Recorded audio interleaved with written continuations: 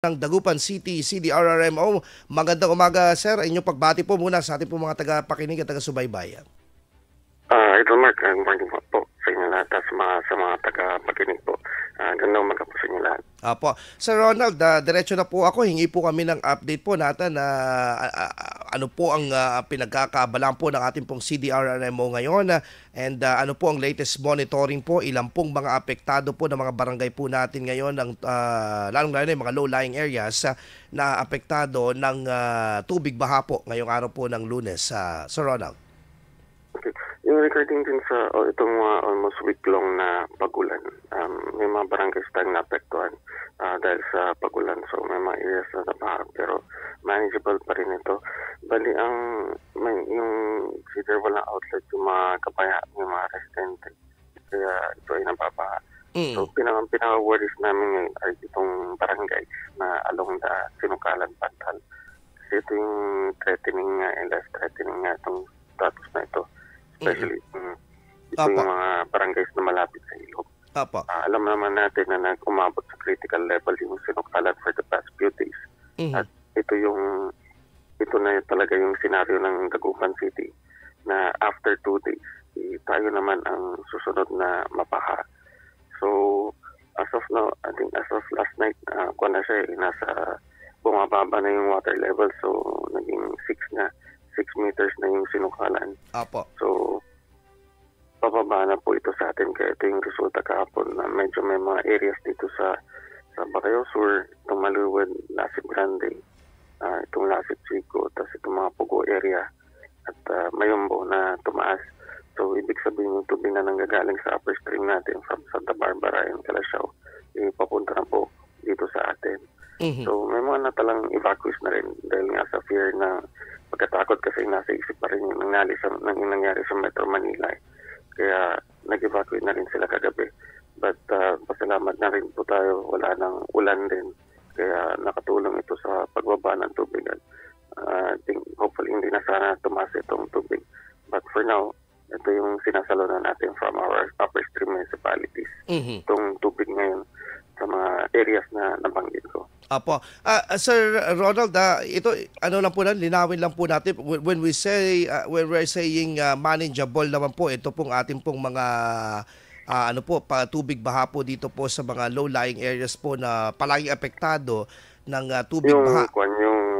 Yung manageable is yung itong mga eastern barangays natin, itong sa may Bunuan area kasi yung cause ng flooding nila is dahil dun sa ulan.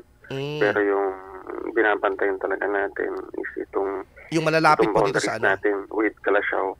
Okay kasi po. Ang inisip natin is yung pagragasa ng tubig na which is life-threatening. Okay. Kaya may mga barangays tayo doon along the area, itong Bacayo area, itong Pugo area, Lasip area, and Maluwid na nag-evacuate na. Yes, sir. And Sir Ronald, meron po ba tayong data kung ilan na po ang mga evacuees sa mga barangay po natin o sa kabuuan po sa Dagupan City, Sir Ronald? Siguro pwede kang may feed yan siguro mamaya 8 o'clock, 9 o'clock.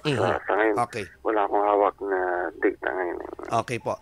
Pero eventually, meron po tayo dito mga mga evacuees po sa mga nabanggit nyo po na mga ilang mga barangay po na nakakaranas po nitong tubig baha po na nanggagaling po dito sa may Sinukalan River, Sir Ronald. Yes po. Tapos yung just ko na rin din para maiwasan natin yung disgrasya or mga amberya.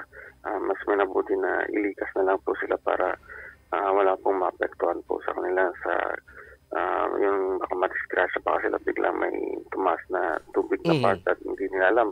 Lalo pag natutulog sila, pag gising nila, tubig na pala yung looban ng bahay nila. Kaya mas mainam na iniligtas po sila sa evacuation center. Opo. At ang maganda dito sa sinasabi po ninyo, medyo pababa na po ito. Last monitoring po natin, yung taas po kagabi po ay ngayon medyo bumaba na po yung tubig po diyan sa may binabantayan po natin dito sa may sa may Pantal River, Sir Ronald.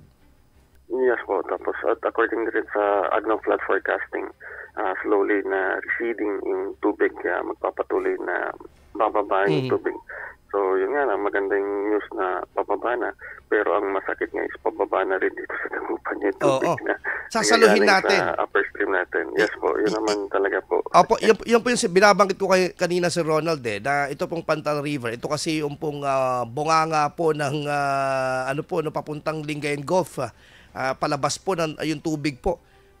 Ito po yung pinaka last na lalabasan. Manggagaling dito sa may Marusay, manggagaling dito sa Sinukalan, papunta ng Pantal River hanggang palabas po ng ano po natin ng lungsod ng Dagupan, Sir Ronald. Yes po, opo.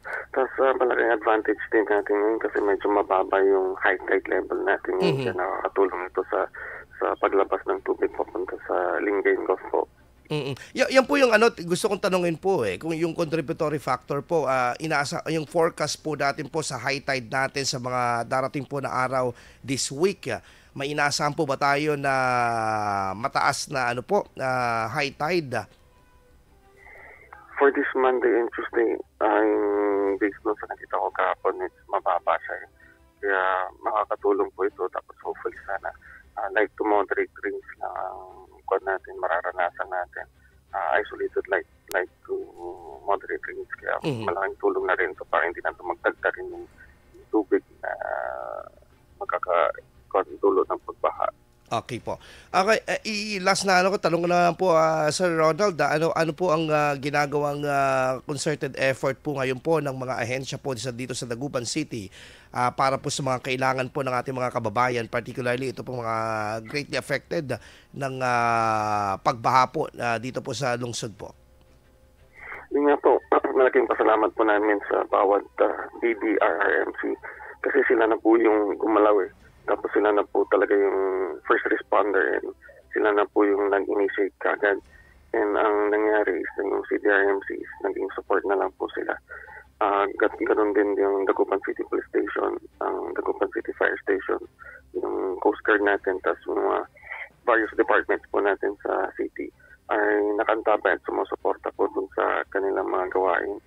And right now, ongoing na rin din yung coordination para doon sa possible assistance na pwedeng may bigay sa apektuhan po ng pagbaha po. Okay po. And sa ngayon din po, yung for those mga din, nabibigyan din naman ng servisyo itong mga nandito sa Dagupan City People's Effort Dome. Meron po tayong dyan, yung DSWD na nag-aasikaso sa po nila. Nandiyan ng PNP para sa security. Then City Health Office, bali may papasok din na doktor ulit po mamaya para ma-check up yung mga evacuees natin at ang mga conditions nila. Ganon din ang City Health Office din, umiikot din sila sa mga evacuation centers natin para sine-check yung mga status po, yung health condition ng mga evacuees natin. And CSWD din, umiikot na rin din po sila sa mga evacuation centers as of for the past few days na yung nag-start na tayo na mag-operate po. Yung mga may evacuees tayo, umiikot na rin po sila. Ayun. At ito ay po magandang po ito, concerted effort po para matulungan po yung mga kababayan po natin. Anyway, Sir Ronald, paalala lang po ninyo, may pasok po ngayon. Tama po, Sir Ronald. Yes po, may pasok po pero depende na po sa mga school administrators po kung bali parang localized suspension na yung mangyayari. Kung hindi pa safe yung school nila, nasa discretion na po nila. But for now, may mga schools na rin tayo na tuyo, tapos okay na rin. Kaya may mga pasok. Yung mga may baha na lang po or may mga hindi pa kayang pumasok is discretion na rin po ng school administrator po. Ayun po. Sir Ronald, maraming salamat po. And for sure, talagang ngayon may binabantay na lang po na low pressure area. Kaya sigurado ako, medyo puyatan po talaga mga taga-CDRRMO ngayon po. Maraming salamat, Sir Ronald po, sa pagkakataon po.